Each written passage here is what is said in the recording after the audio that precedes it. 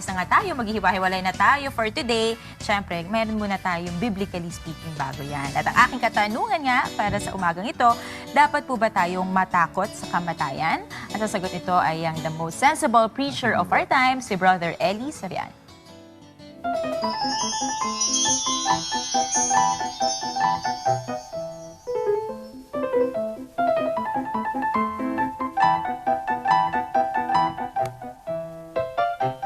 Meron pong natatakot siyempre sa kamatayan. Alam mo kapatid, ano po yan natural na ng tao yung matakot sa kamatayan Sinabi po yan ang pinakamatalinong haring tao na nabuhay sa mundo. Sa 7:26 ng Ecclesiastes. At nakasumpong ako ng bagay na lalong mapait kaysa kamatayan.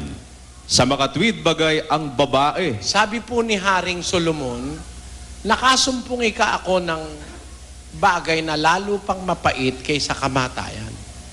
So, ang kamatayan po mapait. Dahil sa pait niyan, maguni-gunita mo lang na yung asawa mo mamamatay, you fear for him.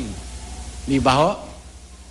Magunita mo lang yung magulang mo mamamatay, malungkot ka kung mahal mo magulang mo lalo na siguro kung ikaw na mamamatay, lalo ka sigurong natatakot. Pero, alam nyo kapatid, meron pong hindi natatakot sa kamatayan.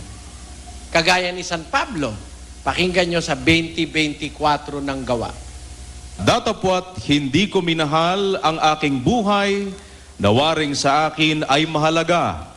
Maganap ko lamang ang aking katungkulan. Ayon, alang-alang sa tungkulin niya, hindi ko minamahal ang buhay ko, nawaring sa akin ay mahalaga. So, hindi siya takot mamatay, maganap niya lang po yung kanyang tungkulin.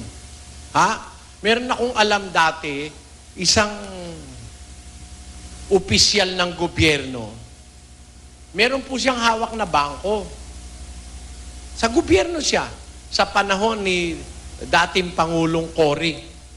No?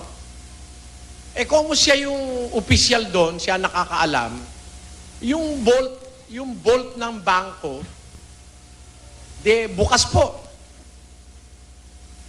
Lumindol. Alam nyo ba nagtakbuhan lahat ng tao? Siya hindi. Isasara muna niya yung bolt bago niya iwan dahil baka mawala yung pera.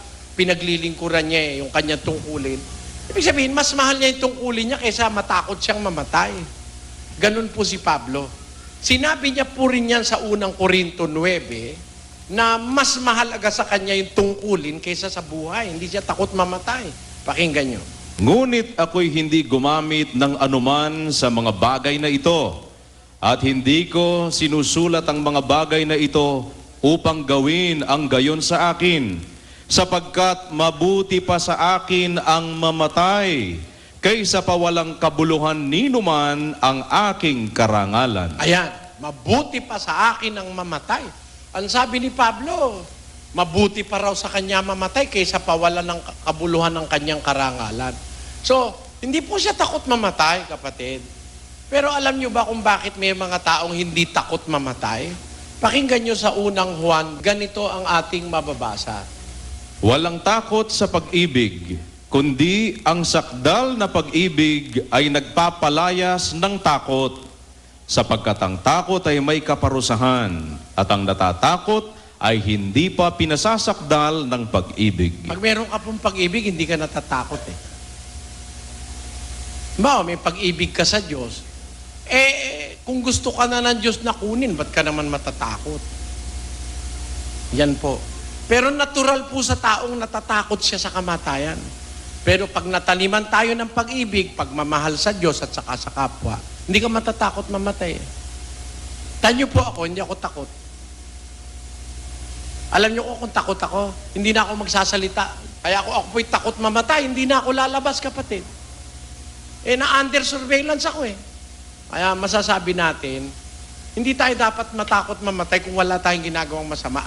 Ang masama, gumagawa ka ng masama, pag doon ka namatay, ay kawawa ka po dahil pagdating ng araw ng paghuhukom, pananagutan mo sa Diyos yung masamang ginawa mo. Yun po, dapat bago tayo mamatay, maghanda po tayo na mamatay man tayo sana, kung tayo mamamatay, mamatay tayo na gumagawa tayo ng kabutihan sa Diyos at sa kapwa. Yun po.